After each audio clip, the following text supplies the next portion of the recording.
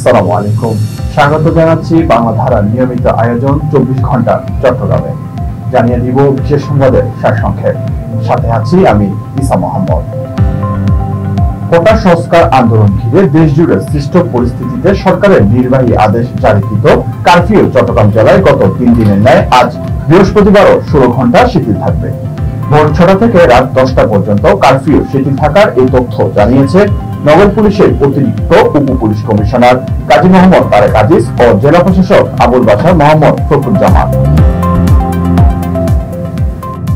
BNP Jamaat শিবিরের নৈরাজ্য ও নাশকতার বিরুদ্ধে জনগণের জানমাল ও রাষ্ট্রীয় সম্পদ রক্ষায় চট্টগ্রাম মহানগর আওয়ামী লীগের উদ্যোগে বুধবার 10টি স্থানে পূর্ব নির্ধারিত অবস্থান কর্মসূচি পালন করা হয়। দারুল ফজল মার্কেট চত্বরে অবস্থান কর্মসূচি চলাকালীন মহানগর আওয়ামী লীগের সভাপতি মাহতাবউদ্দিন চৌধুরী, সাধারণ সম্পাদক আজমুল নাসিরউদ্দিন সহ মহানগর থানা ও ওয়ার্ড কমিটির নেতাকর্মীরা এতে উপস্থিত ছিলেন।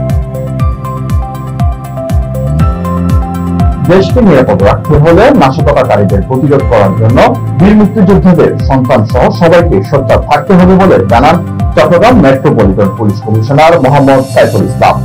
বাংলাদেশ মুক্তিযোদ্ধা সংসদ চট্টগ্রাম মহানগর ও জেলা ইউনিট কমান্ডারের নেতৃবৃন্দের সঙ্গে মত বিনিময়কালে তিনি একথা বলেন। বুধবার সকাল 10:30টায় নগরীর দামপারস্থ সিএমপি সম্মেলন কক্ষে মত বিনিময় সভা অনুষ্ঠিত হয়। সভায় সিএমপি কমিশনারকে ফুল দিয়ে শুভেচ্ছা জানিয়ে সংগ্রামে আন্দোলনের গৌরব গাথায় শেখ হাসিনা আলোকচিত্র সংকলন তুলে দেওয়া হয়। সরবরাহ সংকটের অজুহাতে আবারও বাড়ছে ডিমের দাম।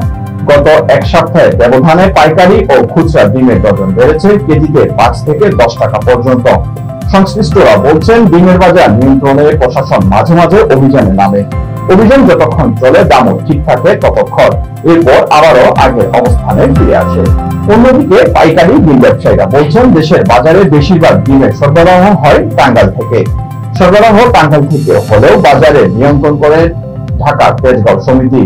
তারা সারা দেশের ব্যবসায়ীদের কত টাকা দরে ডিম বিক্রি করবেন সেটি জানিয়ে দেন।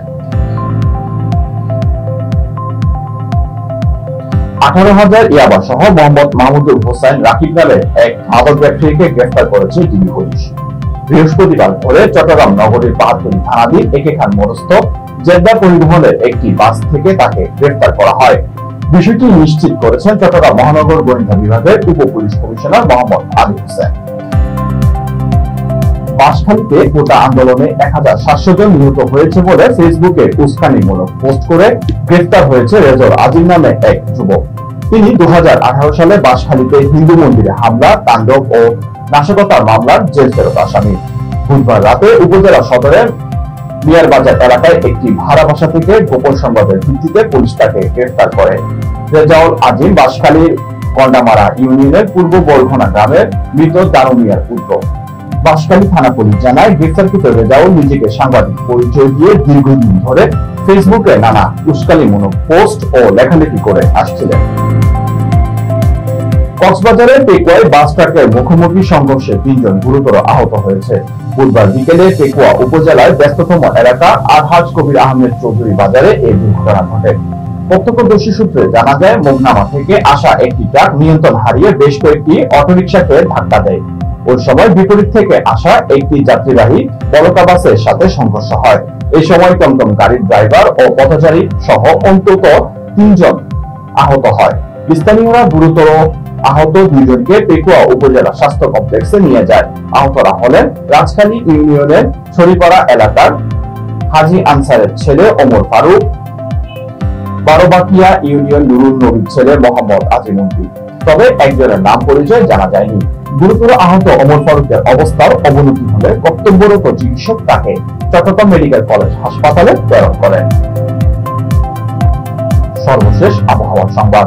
চট্টগ্রাম সহ দেশের 8 বিভাগের বিভিন্ন অঞ্চল জুড়ে আগামী 4 দিন অস্থায়ী দমকা হাওয়া সহ হালকা থেকে মাঝারি ধরনের বৃষ্টি অথবা বজ্র সহ বৃষ্টি হতে পারে বলে জানিয়েছে আবহাওয়া অধিদপ্তর। বৃহস্পতিবার সকাল 9টা থেকে পরবর্তী 24 ঘন্টার আবহাওয়ার পূর্বাভাসে এ তথ্য জানানো হয়েছে। দর্শক, এই ছিল 24 ঘন্টার মূল সংবাদের সারসংক্ষেপ। আগামী দিনে আবারও আপনাদের সাথে দেখা হবে। সে পর্যন্ত ভালো থাকুন। দেশ বিদেশের নানা খবরাখবর পেতে বাংলাধারার সাথে থাকুন। ভিজিট করুন www.bangladhara.com। এছাড়াও মোবাইলের প্লে স্টোরে গিয়ে ডাউনলোড করুন বাংলাধারা অ্যাপটি। ধন্যবাদ।